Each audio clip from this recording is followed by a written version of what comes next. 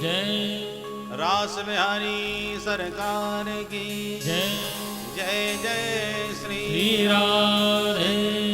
नमः पार्वती पतये हर हर महादेव।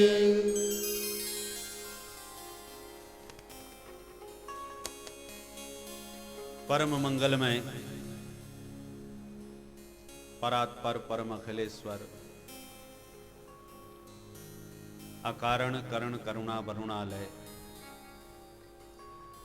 तड़ित विनिंदित पीतांबरधारी भक्त वांछा कल्पतरु भगवान श्री बालकृष्ण लाल की वांगमय प्रति स्वरूपा श्रीमद् भागवत महापुराण की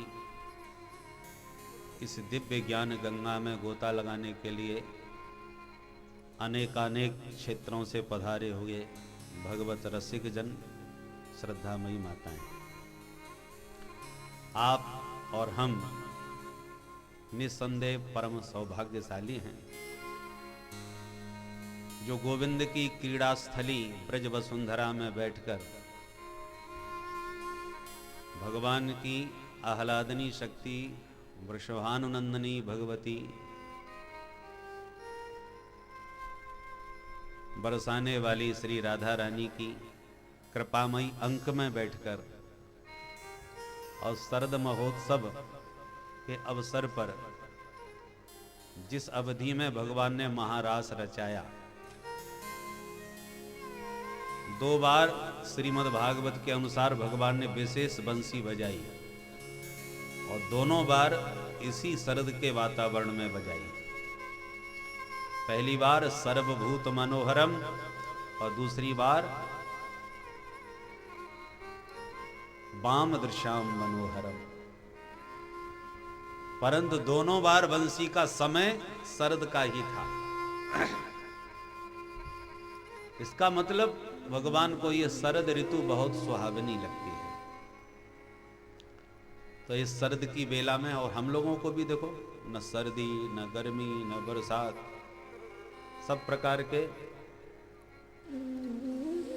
इन विघ्न बाधाओं से, प्रपंचों से विनिर्मुक्त ये वातावरण होता है। बहुत गर्मी हो तो परेशानी, बहुत सर्दी हो आने वाली है उसमें भी समस्या।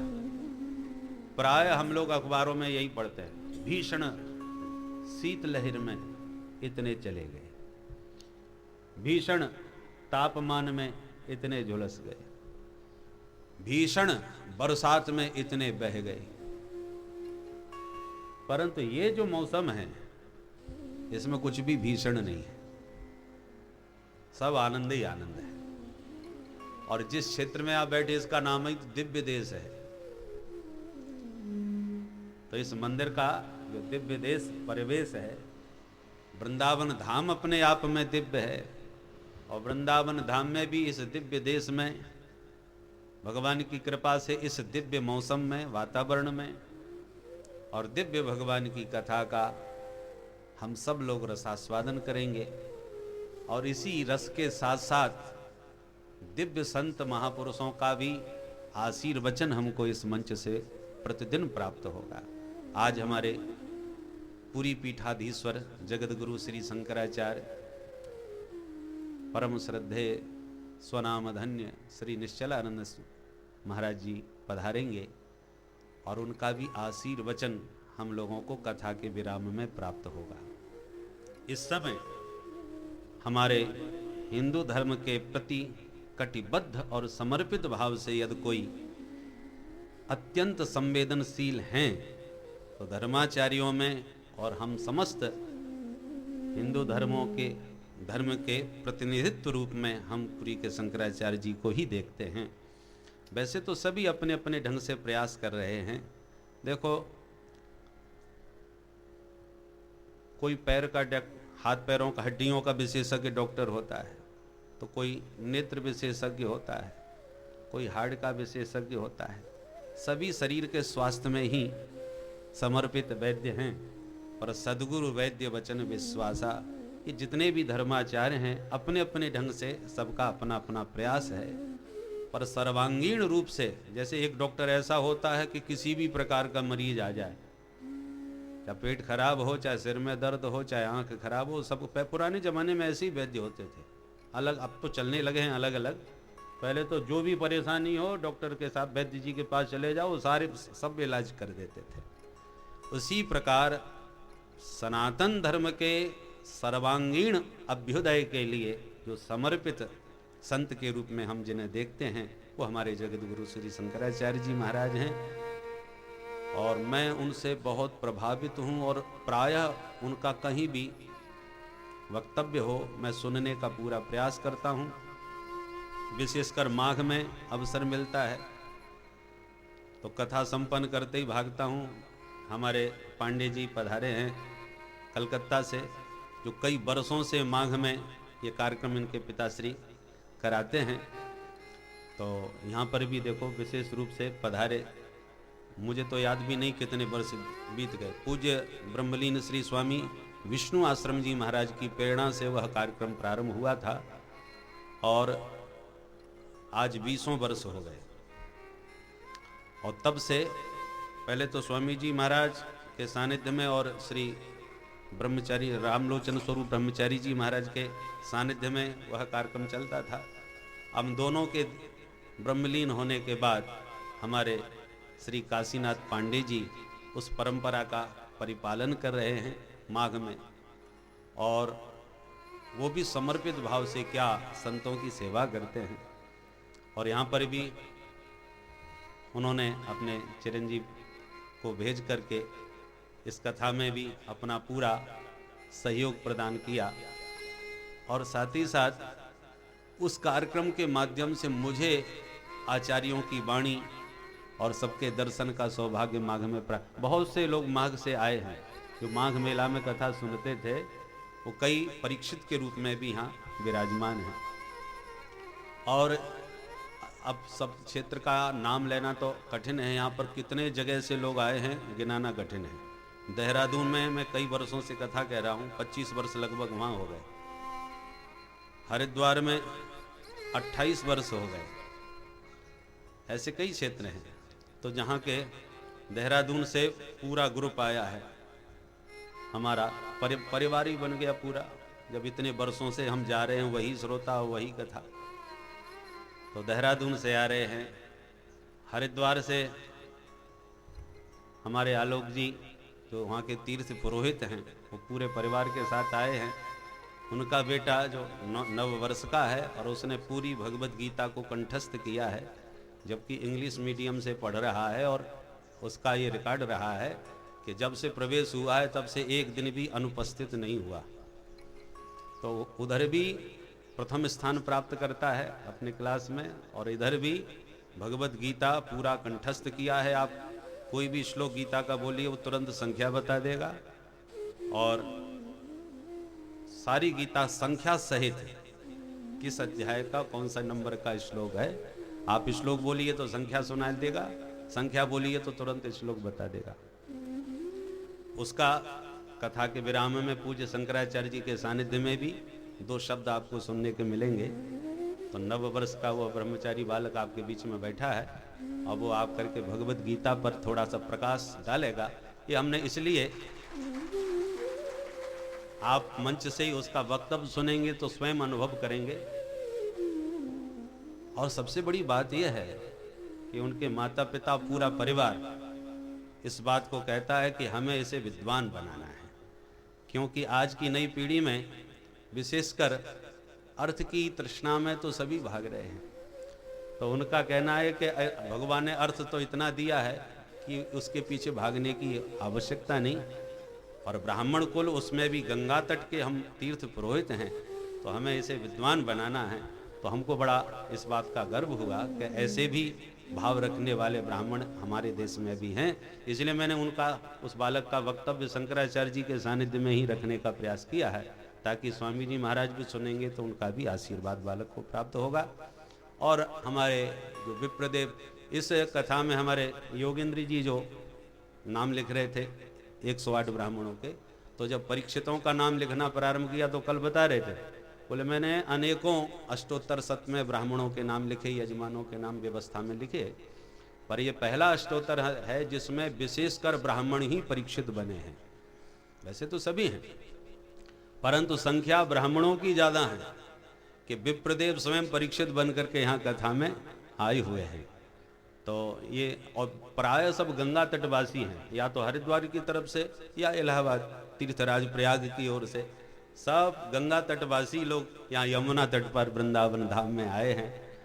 तो वैसे तो आज हॉलैंड के भी कुछ सदस्य आए हैं, माताएं आई हैं, अचानक उनको पता नहीं था, यहाँ आने पर पता चला तो वो भी अपनी हाजिरी लगा रही हैं। और कुछ माताएं हैं, 5-7 लोग हैं, अचानक उन्हें पता चला तो वो भी उपस्थित हुए।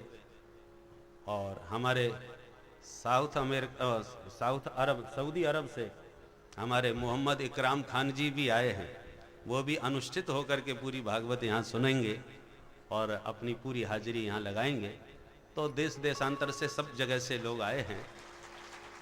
और ये कृष्ण भक्ति और ब्रज वसुंधरा का आकर्षण है, जो आप न जाने कहाँ कहाँ से इस भूमि ने आपको खींचा और आप यहाँ खींचे चले आए। एक भजन जो ऐसा है ना, राधे राधे रटो चले आएंगे बिहारी, तो यहाँ चले आएंगे नहीं भी, बिहारी जी नहीं आपको चला करके यहाँ बुला लिया है, हैं? पर राधे राधे की ध्वनि ने आपके हृदय में वह दिव्य प्रेम जगाया कि आप लोग इतनी दूर से आए। हमारे सतना से, रीवा से, शहडोल से, बरेली से, और कितने क्षेत्रों के नाम लिए जाएं, सबका स्मरण करना जरा कठिन है। माने दूर दूर से सब लोग आप आए हैं और 7 दिन यहाँ आनंद लें। वृंदावन का देखो, प्रातः 108 ब्राह्मण पाठ करेंगे। कई माताएं जो केरल से आई हैं, दक्षिण भारत से, और वो तो स्वयं भागवत का पाठ गुटका लेके करेंगी ब्राह्मणों के साथ। मैंने उनको देखा, हमारी शारदा माँ आई हैं, दिल्ली में रहती हैं और मूल रूप से दक्षिण से हैं। मैं केरल में गया था, 2-4 बार जा चुका हूँ। मैंने वहाँ की यही विशेषता देखी कि वहाँ माताएं भी भागवत के अध्याय कंठस्थ की हैं। शारदा माँ बैठी हैं, वैसे तो इंग्लिश की ये टीचर रही थी, परंतु दक्षिण में संस्कृत का ऐसा संस्कार आज भी बना हुआ है कि इनको कितने कंठस्थ श्लोक हैं मुझे नहीं मालूम, परंतु मैंने ये देखा ये अध्याय के अध्याय कंठस्थ है। परंतु आज जहाँ भागवत के श्लोकों को कथा व्यासों की वाणी से भी सुनना कठिन हो गया है, वहाँ श्रोताओं में जहाँ अध्याय के अध्याय कंठस्थ जिनको हों, ऐसे रसिक श्रोता मिलें तो वक्ता का आज सौभाग्य है। वक्ता को भागवत के रसिक प्रेमी श्रोता मिल जाएं आज के युग में, ये वक्ता का सौभाग्य है। और ये सौभाग्य वृंदावन में तो प्राय मिलता है, अन्यत्र मिलना कठिन होता है। इसलिए हमने निर्णय, और ये श्याम प्रेम संस्थान के द्वारा ये जो आयोजन है, ये प्रथम आयोजन है, तो आप लोग इसमें पूरा आनंद लें। और यदि कोई असुविधा हो तो हमें संकेत करें। वैसे तो भगवान ने चाहा बिहारी जी की व्यवस्था है, बिहारी जी की कृपा से सब ठीक ही होगा। फिर भी कदाचित कोई असुविधा हो तो निसंकोच कार्यालय में आप संकेत कर सकते हैं। यहाँ सब लोग आनंद लेने आए हैं और सारे सुखों को पीछे करके आनंद का हमको ज़्यादा से ज़्यादा यहाँ रसास्वादन करना है। ये रसमयी भूमि है और रास लीला भगवान की यहाँ हुई। वृंदावन में ही क्यों हुई? वृंदावन में ही रास का रस भगवान ने विशेष क्यों बरसाया? क्योंकि यहीं पर हैं हमारी बरसाने वाली। तो बरसाने वाली जहाँ घनश्याम को प्रेरित करती हैं, घनश्याम का रस वहीं पर बरसने लगता है। तो बरसाने वाली की वही कृपा है कि आप सबको इस रस में सराबोर करने के लिए उन्होंने खींचा है और उन्हीं की कृपा से आप सबका यहाँ आना हुआ है। तो आइए इस सब अधिक से अधिक इन क्षणों का हम आनंद ले सकें। जो पाठ सुनना चाहें प्रतिदिन पाठ सुने, ब्राह्मणों का पूजन करें। 108 ब्राह्मण जो वृंदावन धाम के निवासी हैं और सब सस्वर भागवत का पाठ करेंगे। तो जिनका संस्कृत में प्रवेश हो और पाठ सुनने का संस्कार हो तो वो आए, सुने और चाहे तो साथ में गुटखा लेकर पाठ करें, ताकि हमारे भीतर भी संस्कृत का संस्कार और भागवत का पूरा लाभ उसी से मिलता है, ये जान लीजिए। मंत्र समझ में नहीं आता, महामृत्युंजय का जाप करे तो अर्थ भले ही समझ में ना पड़े, पर महामृत्युंजय के जाप की शक्ति तो अपने आप समझ में आती है।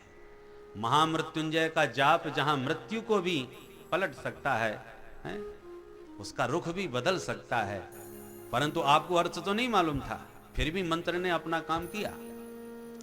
मननात् त्रायते इति मंत्र है। तो जैसे मंत्र समझ में न आने पर भी उसके श्रवण या उसका जाप करने से लाभ मिलता है, ऐसे भागवत के श्लोक देववाणी संस्कृत में वेद व्यास जी के द्वारा जो निश्रित हैं, वो भले ही अर्थ हमको समझ में ना आता हो, फिर भी उसके श्रवण का और पाठ का, जैसे नारायण कवच है, गजेंद्र मोक्ष है, भागवत के ये अद्भुत कवच हैं, इनका पाठ करने से दिव्य लाभ प्राप्त होता है। और निरंतर पाठ करते रहो तो अर्थ अपने आप प्रकट होने लगता है। ये किसी कवि की कविता पाठ नहीं है, ये ऋषियों के द्वारा प्रकट किए हुए मंत्र हैं, जिनका श्रवण करने से, स्वाध्याय करने से अद्भुत चमत्कार होता है। ये चैतन्य ग्रंथ हैं, ग्रंथ का जितना आश्रय लिया जाए, ग्रंथ चेतन रूप में अपने आप कृपा करके अपनी कृपा को प्रकट करते हैं। इसलिए हम सब भागवत भगवान के इस कल्पद्रुम के आश्रय में बैठ करके ब्रज वसुंधरा के इस अपूर्व रस का रसास्वादन अधिक से अधिक समय पर आकर के किया करें। बोल वृंदावन बिहारी लाल की। आइए मंगलाचरण के द्वारा भगवान से प्रार्थना करें कि हमारा यह संकल्प निर्विघ्न रूप से संपन्न हो। सच्चिदानंद रूपाय विश्वोत्पत्त्यादिहेतवे तापत्रय विनाशाय श्रीकृष्णाय वयं नमः। यं प्रव्रजन्तमनुपेतमपेतकृत्यं द्वैपायनो विरहकातर आजुहाव पुत्रेति तन्मयतया तरवो भेनेदुस् तं सर्वभूतहृदयं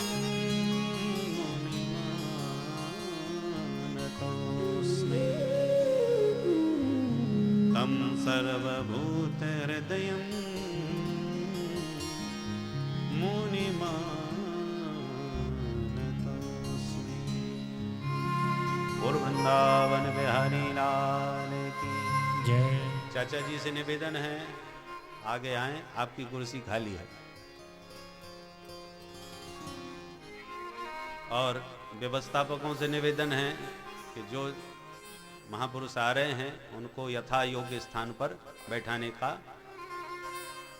प्रबंध करें, और स्रोत जो आ रहे हैं उन पर ध्यान रखें किसको कहाँ बैठाना है। कल से आप लोगों से भी निवेदन है कि प्रयास करें, एक तरफ हमारे भाई लोग बैठें, एक तरफ माताएं बैठें, ताकि व्यवस्थित रूप से हम लोग कथा का आनंद ले सकें, कथा में कोई बाधा ना आवे। बाल गोपालों पर वैसे तो ज़्यादातर आए ही नहीं हैं, और आए हैं उन पर माताएं ध्यान रखें। बोल वृंदावन बिहारी लाल की जय।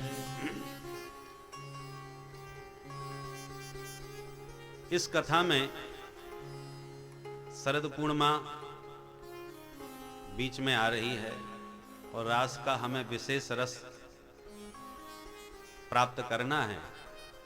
अतः जो क्रम होता है भागवत सप्ताह का, उसमें क्रम के अनुसार तो चौथे दिन कृष्ण जन्म महोत्सव मनाया जाता है, परंतु इस सप्ताह क्रम में तीसरे दिन अर्थात परसों के दिन 26 तारीख, आज 24 है, 26 तारीख को ही कृष्ण जन्म महोत्सव मनाया जाएगा। मैंने इसलिए संकेत कर दिया ताकि सब लोगों को यही स्मरण में रहता है। जय हो। चतुर्थ दिवस कृष्ण जन्म महोत्सव मनता है, तो हमें विशेष रूप से रास का रस पान करना है। अतः हम लोग तीसरे दिन ही कृष्ण जन्म महोत्सव मनाएंगे 26 तारीख में, ताकि एक दिन स्वतंत्रता से भगवान के उस दिव्य महारास का विशेष रूप से आनंद लाभ ले सकें। दिन में रास की कथा होगी, रात्रि में महारास का दर्शन भी होगा। तो जो विविध कार्यक्रम हैं वो आपको प्रतिदिन बता दिए जाएंगे कि किस दिन कौन सा कार्यक्रम रखाया जाएगा। कथा के समापन में सांस्कृतिक कार्यक्रम भी आज तो नहीं है, क्योंकि प्रथम दिन सब लोग थके होंगे, तो दूसरे दिन से प्रारंभ हो जाएंगे। कल शास्त्रीय संगीत का कार्यक्रम रखा गया है।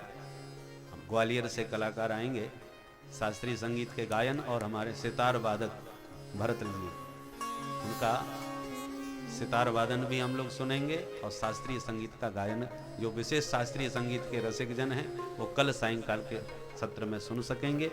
परसों भजन संध्या हमारे कलाकारों के द्वारा होगी, और फिर हनुमत आराधन मंडल के द्वारा सुंदरकांड होगा, और फिर महाराज का दर्शन होगा। ये प्रतिदिन रात्रि में भी कार्यक्रम रखेंगे। तो आप लोग इस बात का ध्यान रखें कि कथा के समापन के बाद प्रसाद पा करके तुरंत यहाँ बैठ करके आप लोगों को उन सांस्कृतिक कार्यक्रमों का भी लाभ उठाना है। संचालक महोदय आपको प्रतिदिन अवगत कराते रहेंगे। बोल वृंदावन बिहारी लाल की जय। अब समाहित चित्त हो करके, मैंने ये बात इसलिए कह दी प्रारंभ में, क्योंकि प्रारंभ के चरित्रों को थोड़ा समास विधि से कहेंगे, तभी तीसरे दिन नंद महोत्सव मन पाएगा।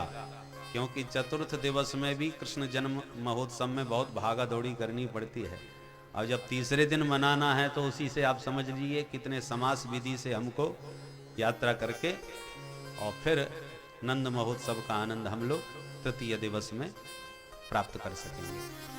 तो सच्चिदानंद भगवान जो विश्व की उत्पत्ति पालन संहार के कारण हैं, जिनकी चरण शरण ग्रहण करते ही जीव के समस्त त्रिताप समाप्त हो जाते हैं, ऐसे गोविंद के पाद पद्मों में हम सब मिलके बारंबार प्रणाम करते हैं। नैमिषारण्य की दिव्य पावन वसुंधरा में सूत जी महाराज व्यास पीठासीन हैं, और 88,000 ऋषियों के प्रतिनिधि बन करके महामुनि सौनक जी विराजमान हैं। सौनक जी कैसे हैं? कथामृत रसास्वाद कुशल, भगवान का कथारस पान करने में परम पटु, बड़े कुशल है। श्रवण करने की कुशलता यही है कि विज्ञ होते हुए भी श्रोता अज्ञ बन के कथा सुने।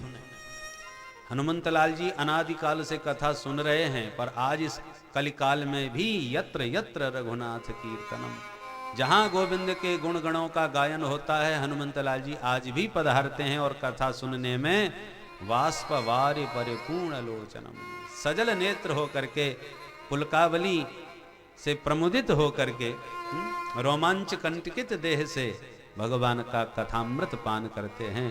और हम लोग 2, 4, 5, 10 कथा भी सुन लें तो फिर इस अकड़ में बैठ जाते हैं कि हमने 50 कथा सुन ली, अब क्या कथा सुनना, बड़े बड़े वक्ताओं की सुन ली, अब या काल के छोकरे क्या सुनाएंगे। ये अहंकार जो हमको पकड़ लेता है और कहीं कथावाचक बन गए, फिर तो सुनना बड़ा मुश्किल है। वक्ता बनने के बाद श्रोता बनना बड़ा कठिन होता है। परंतु सौनक जी जो 88,000 ऋषियों में वयोवृद्ध विद्वान हैं, कथामृत रसास्वाद कुशल क्यों कहा? क्योंकि विज्ञ होकर के भी कितने अज्ञ बन करके कथा सुनते हैं।